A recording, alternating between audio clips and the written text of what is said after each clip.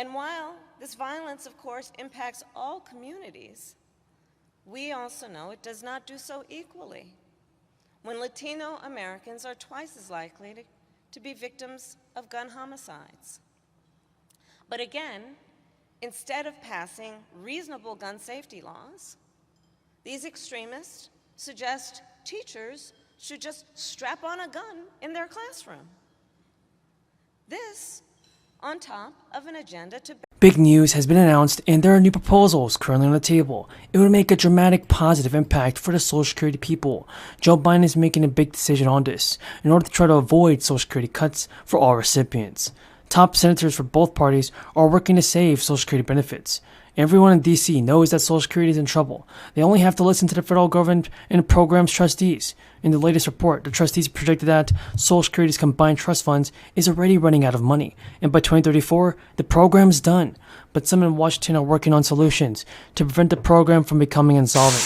One of them, Senate Republican Bill Cassidy, recently revealed what he called a big idea in a webcast hosted by the Bipartisan Policy Center that could roughly save 75% of the program's projected shortfall. The proposal is to create an investment fund that's completely separate from Social Security's current trust funds. This new investment fund would invest money in the stock market, where Social Security trust funds currently put money in treasury bills or cash. Now, what I mean is that he called Social Security's current approach the Silicon Valley Bank of pension funds, a reference to the failed bank that was acquired by the First Citizens Bank. He argued that this federal program is the worst investment strategy you can have right now. The separate fund isn't really a new idea, though, because he pointed to other funds, including the Canada Plan and Ontario Pensions Plan for teachers, that were in bad shape financially but became solvent by using a market-based strategy. There are some details remaining to be worked out. For instance, some people think the proposed plan will be a gap stop to guarantee that if they won't lose money if the stock market underperforms. Cassie said the participation is now needed from both Democratic and Republican leaders to take action for Social Security.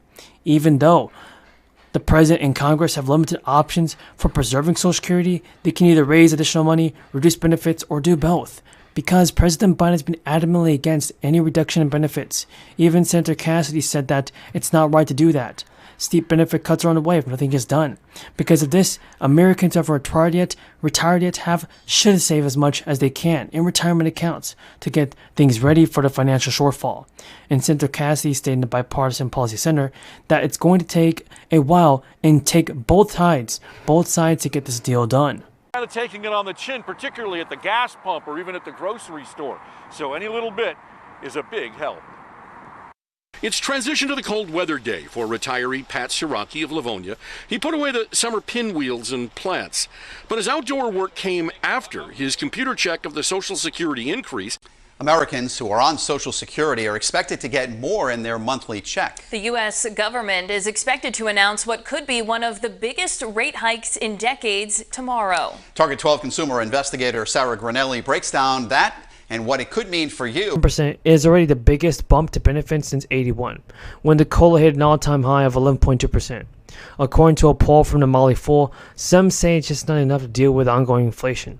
55% of retirees believe that the 2023 COLA could have been even higher.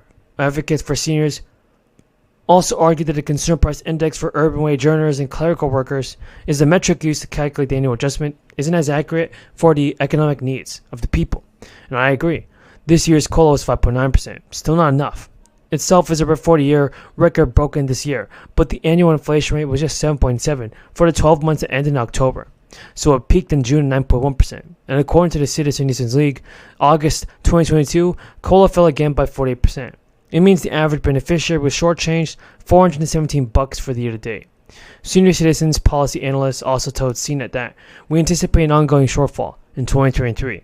The rate of inflation has fallen significantly from where it was a year ago. We're still in a high inflation period. The National Council on Aging called next year's increase insufficient and stated our nation's support. States like West Virginia are providing housing, related funding at homeowners, and facing financial hardship. They're here to help. The Chicago Fund is partnership between the city and the local nonprofits. It aims to give $500 checks to residents who have difficulty accessing federal crisis money, and also recipients must be at least 18 years old to claim this. But it's important to note that to be considered for the payment, Chicago residents must submit an application online first. The applications all opened on October 1st and will close on December 31st. Idaho is offering 2 rebates. The amount of each payment is different, but the qualifications and process to get them are the same. The amounts are based on the most recent approved 2020 tax return information on file at the time the rebates were issued. Additionally, the governor signed a law in September, allotting residents $500 million into special session rebates. The state of Pennsylvania's tax rebate program is aimed at helping older and disabled Pennsylvanians still recovering from the crisis. So while deposits were first issued on July 1st, residents may apply for the program until January. The maximum standard rebate is $650, but some homeowners may qualify for a supplemental rebate of up to $1,000.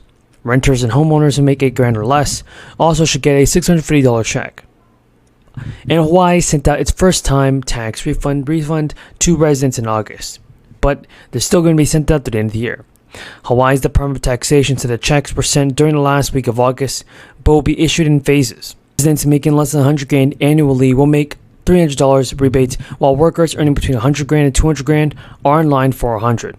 And for those who do not file an income return, must do so by January and December 31st.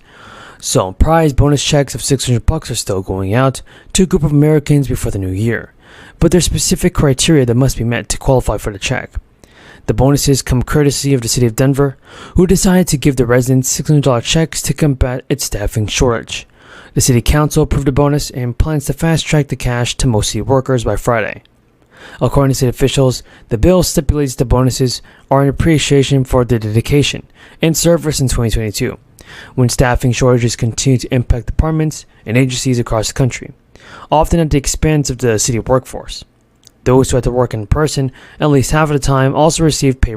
And according to the city council, around 8,300 of city employees are eligible for the additional cash. To qualify, you must have been continuously employed by the city since at least September 30th of this year and also still be qualifying for December 30th stimulus. Thank you, Mr. Chairman. The Organ Procurement and Transplantation Network, or OPTN, was established by the federal government to manage the U.S. organ donation program. And today, OPTN is run by the United Network of Organ Sharing, or UNOS, which is the only entity ever to have been awarded this federal contract. Last year, the Senate Finance Committee released the findings of an investigation into UNOS that revealed that this system is deeply broken. Organs are getting lost in transit, infected organs are being transplanted into patients, and the individuals responsible for running the system are riddled with conflicts of interest. So let's talk about one of these conflicts. Federal law requires OPTN to have a board of directors. Makes sense. Most organizations are governed by a board of directors that, when working properly, serve as a check on the organization's performance and management. Ms. McCarthy, you are a transplant patient yourself, and you serve as vice chair of the OPTN's Patient Affairs Committee. So you see up close the governance